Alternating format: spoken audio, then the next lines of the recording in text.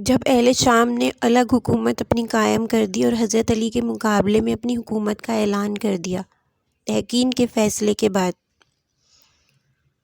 اس پر خوارج کی ایک جماعت بن گئی اور الگ ہو گئے، جنہوں نے بہت خوفناک جنگیں کی اور بڑے زمانے تک وہ مسلمانوں کو نقصان پہنچاتے رہے۔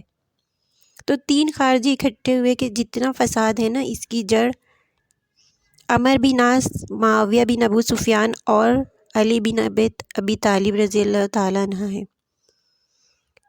ان تینوں کو زخمی کر دو، فتنہ ختم ہو جائے گا۔ عمر بن عاص اس روز آئے نہیں تھے، وہ مصر کے گورنر تھے۔ معاویہ رضی اللہ تعالیٰ عنہ پہ اس نے وار کیا، لیکن وہ سر سے پھسل کر کمر پر لگا اور کمر چھل گئی، لیکن اللہ تعالیٰ نے زندگی بچا لی۔ عبد الرحمن بن ملجم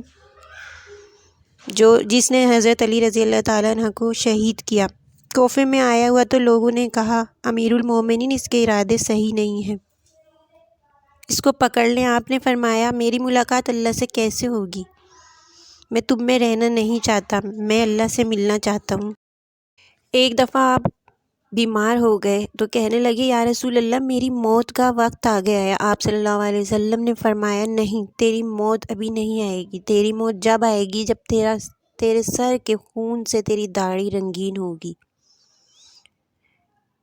تو آپ ایک روز داڑھی پکڑ کر بولے تو کب رنگین ہوگی، تو کب رنگین ہوگی؟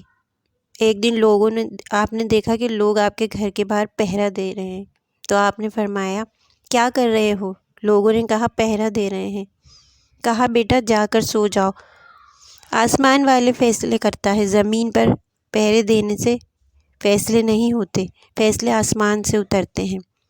تو 21 رمضان کو فجر کی نماز میں اس نے وار کیا، سیدھا سر پر لگا، تلوار دماغ میں چلی گئی اور سر پھٹ گیا، وہ پکڑا گیا۔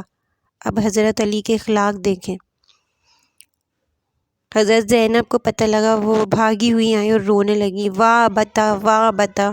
تو لوگ پٹی باندھنے لگے، تو ابن ملجم کہنے لگا جتنا چاہے پٹیاں باندھ لو، اس تلوار کو میں نے 1 مہینے زہر میں بھگو کر رکھا ہے، اب یہ مر کر ہی رہے گا۔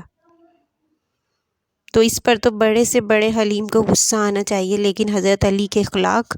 آپ کہنے لگے اس کے لیے نرم بستر بچھاؤ، اس کو گرم گرم کھانا کھلاؤ اور اس کو ٹھنڈا ٹھنڈا پانی پلاؤ۔ اگر میں زندہ رہا تو خود فیصلہ کروں گا کہ مجھے اس کا کیا کرنا ہے، اور اگر میں شہید ہو گیا تو میری پہلی درخواست یہ ہے کہ اسے معاف کر دینا، اسے معاف کر دینا، اور اگر میرے بدلے میں اسے قتل کرنا چاہو تو اسے تکلیف نہ دینا، ایک ہی بار میں اس کی گردن اڑا دینا، اسے تکلیف نہ دینا، اسے تکلیف نہ دینا۔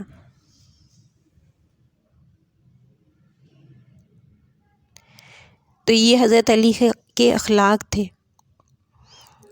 آپ اگر صحابہ کی سیرت پڑھیں تو سب سے زیادہ فضائل حضرت علی رضی اللہ تعالیٰ عنہ کے ہیں۔ سارے صحابہ اللہ کے ہم مرغوب ہیں، محبوب ہیں، سب کے اپنے اپنے درجات اور مقام ہیں، لیکن فضائل سب سے زیادہ حضرت علی رضی اللہ تعالیٰ عنہ کے ہیں۔ اور ایک فضیلت یہ ہے کہ نبی پاک صلی اللہ علیہ وسلم نے ایک روز آپ کا ہاتھ پکڑا اور سینے سے لگایا، سینے سے قریب کیا اور فرمایا علی تو راضی ہے؟ تیرا گھر جنت میں میرے گھر کے سامنے ہوگا۔ تو حضرت علی رضی اللہ تعالیٰ عنہ رونے لگے اور فرمایا میں راضی ہوں، میں راضی ہوں۔ تو آپ کی شہادت تھی، آپ فجر کی نماز میں آپ کا انتقال ہوا، جن کو میرے نبی نے ابو تراب کا لقب دیا، اور کہا تو میرے لیے ایسا ہے جیسے موسیٰ کے لیے ہارون، تیرا گھر جنت میں میرے گھر کے ساتھ ہوگا۔ پھر ایک موقع پر آپ نے حضرت فاطمہ رضی اللہ تعالیٰ عنہ سے کہا یہ جو سویا ہوا ہے، حضرت علی سوئے ہوئے تھے، فرمایا جو سویا ہوا ہے یہ اور یہ دونوں اور ہم، یعنی حضرت حسن اور حسین اور ہم، آخرت میں ہم پانچوں ایک ہی جگہ ہوں گے۔ تو یہ حضرت علی کی شہادت کا واقعہ تھا جو تفصیلی بیان کیا ہے میں نے۔